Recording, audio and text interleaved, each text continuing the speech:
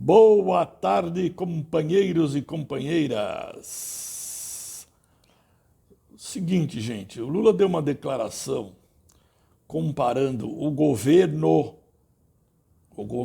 de Israel, representado pelo primeiro-ministro, o Bibi Netanyahu, fazendo uma comparação com o Holocausto. E daí gerou, a nossa imprensa maravilhosa condenou, foi atrás de picuinha, procurar o que era o Holocausto, aí eles arrumam os especialistas, aí eles vão procurar no dicionário, eles estão super preocupados com essa comparação. Eles não estão preocupados com as 30 mil mortes, né? 30 mil mortes e 70 mil feridos e mutilados. Maioria mulheres e crianças, e velhos, não tem soldado aí no meio. Eles não estão preocupados com isso. Eles estão preocupados com a definição de holocausto e a comparação que o Lula fez, que ele não devia ter feito, e blá, blá, blá, blá, blá, blá, blá, blá, blá. Bom, agora vem aquela parte para vocês se inscreverem no canal Ô, produção, solta a vinheta aí também.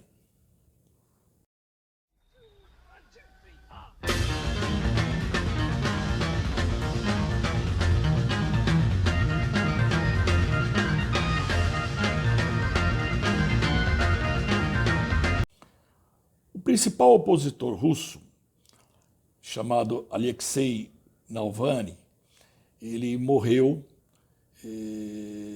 na prisão, né? E aí, na prisão que ele foi por causa do Putin, influência do Putin. E aí a imprensa estava esperando um pronunciamento do Lula, né? E o Lula tem o direito de pronunciar ou não. Eu tenho certeza que se ele falasse que o Putin é o assassino, que o Putin, sem prova nenhuma, falasse um monte de besteira, a imprensa ia aprovar. Só que o Lula não é moleque, primeiro, né? Primeiro que ele não é moleque, para falar uma coisa que ele não sabe. E, gente, a Rússia é parceiro, a Rússia faz parte do BRICS, que é o grande futuro aí do Brasil, o grande futuro da economia mundial, né? Então, para que ele vai falar? Né? Mas a imprensa cobrou, mas imagina, o Lula tem que se pronunciar. É um absurdo o Putin prender, né, o principal opositor dele. É um absurdo o Maduro prender o principal opositor dele. Que moral que a nossa imprensa tem? A nossa imprensa, que eu falo, é a imprensa tradicional. Que moral que eles têm? Em 2015 o Lula foi preso e a imprensa apoiou. E o Lula ia ganhar a eleição no primeiro turno, nas pesquisas que saíam do Datafolha, do antigo Ibope, né, que é IPEC agora. A imprensa não fez nada, a imprensa apoiou isso, sabia que o Lula foi condenado sem prova por um juiz ladrão. Sabe, eles não fizeram. Que moral que eles têm? Que moral que eles têm para pedir alguma coisa, para dizer, não, mas não existe uma democracia, não existe democracia na Rússia. Nossa, descobriram agora isso. Ah, a democracia do Maduro lá na Venezuela não existe, descobriram agora. Descobriram agora. É como o Lula diz, democracia é relativa. Nem no Brasil não existe, ele não foi preso. Ele poderia muito bem se candidatar, ele poderia ganhar a eleição e não tiraram ele. Então, que moral que a imprensa tem para falar de democracia, de que o Lula tem que se mexer, que tem que falar para quê? Para se queimar? Só para se queimar. Né? E aí o Lula deu uma opinião, a opinião dele. Tem gente que é a favor, tem gente que não é. É a opinião dele. Alguém tinha que falar alguma coisa do genocida. O cara volta a falar, são 30 mil mortes, 70 mil feridos e mutilados. E a maioria são mulheres e crianças idosos, não tem soldado aí. E ninguém faz nada. Aí você vai falar o quê? Ah, Netanyahu, o que você está fazendo é feio, viu? Para já com isso. Que feiura! É assim que tem que falar com ele? Tem que chegar junto, já que ninguém chega, tem que chegar junto. Tem que chegar junto, tá certo, certíssimo. Certíssimo. Tem gente que apoia, tem gente que não apoia. Eu apoio. Eu apoio, eu apoio. Agora, quais as consequências disso? Ah, o Lula vai virar persona não grata do lá em Israel, do governo israelense, do Netanyahu. Persona não grata. Que honra! Eu queria virar persona não grata. Aliás, está viralizando isso nos Facebook da vida, nas mídias digitais aí. Todo mundo está querendo virar persona não grata. É uma honra virar persona não grata de um genocida desse, né? E aí vieram algumas críticas de jornais israelenses, é óbvio, é óbvio. Que meda. Qual a importância disso? Dele virar persona não grata? Qual a importância disso? Zero. Zero. O Brasil, ano passado, ele bateu o recorde de exportação. Aliás, mais um dado econômico aí para vocês jogarem na cara dos bolsonaristas. O Brasil bateu o recorde histórico de exportação. Foram 340 bilhões de dólares exportados e o Brasil importou 240 bilhões. Então deu um superávit na balança comercial de 100 bilhões de dólares. Tá? Foi 60% maior que em 2022. Tá? Por que eu estou dando esse dado? Não é só para vocês jogarem na cara dos bolsonaristas.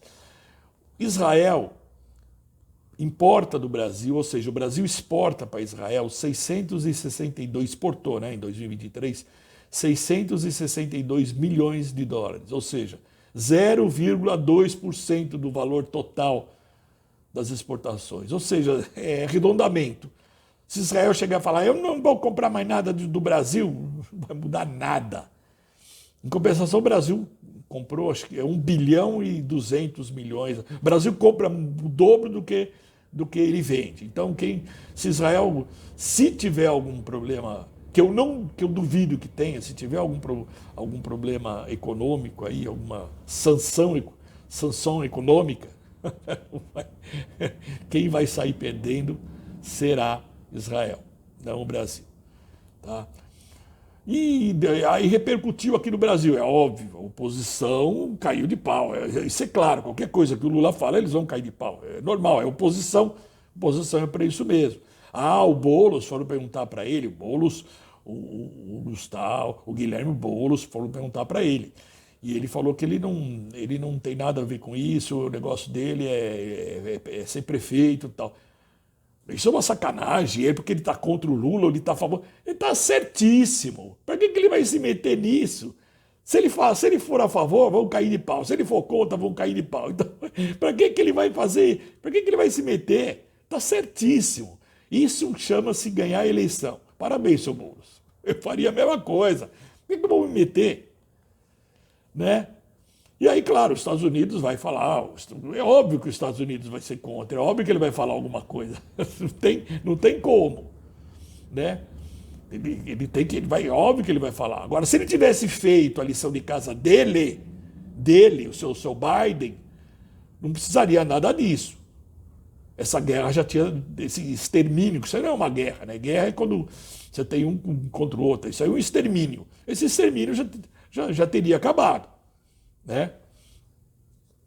Então, fora isso, eu não vi, por enquanto eu não vi ninguém assim, criticando a fala do Lula. Ah, vai ter sanção contra o Lula, nós vamos cortar, vai virar uma Cuba aí, nós vamos fazer que nem fez com a Rússia. Eu não vi nada por enquanto. Não vi nada. Muito pelo contrário, só vi elogios lá de fora. Né? E, claro, a nossa imprensa vira-lata aqui, né, complexo de vira-lata, falando mal, falando, né, que ele devia pensar bem naquilo que ele fala. Ele está certo, tem mais que falar mesmo. Aí eles estão. O cônsul está pedindo israelense está pedindo que ele peça desculpa ao Netanyahu. Se não pedir desculpa, você será persona não grata. Vai pedir porra nenhuma de desculpa. Tá certíssimo. Quem tem que pedir desculpa é o governo israelense. Quem tem que pedir desculpa é o Biden. Quem tem que pedir desculpa é a imprensa brasileira, que deveria apoiar esse processo contra as mortes, contra o genocídio. Eu vejo o Globo News, ele fica falando lá sobre os médicos sem fronteiras, das crianças, tal, os médicos ajudando as crianças passando fome, as crianças com problema. O médico sem fronteira, ele não vai para... Quando você fala em Palestina, daí é outro tipo de criança. É terrorista. Palestina é terrorista. Né? Aí esquece. A propaganda esquece. Pelo amor de Deus, gente. Pelo amor de Deus. Lula, parabéns, PT. Sinto honrado de ser petista pelo que ele fez. E isso vai repercutir positivamente ainda, vocês vão ver. O cara é um líder. Coisa que o seu Biden não é, coisa que ninguém é. O cara é um líder. Parabéns. Falou, gente. A gente vai se falando aí. Vamos ver como é que vão ficando as coisas.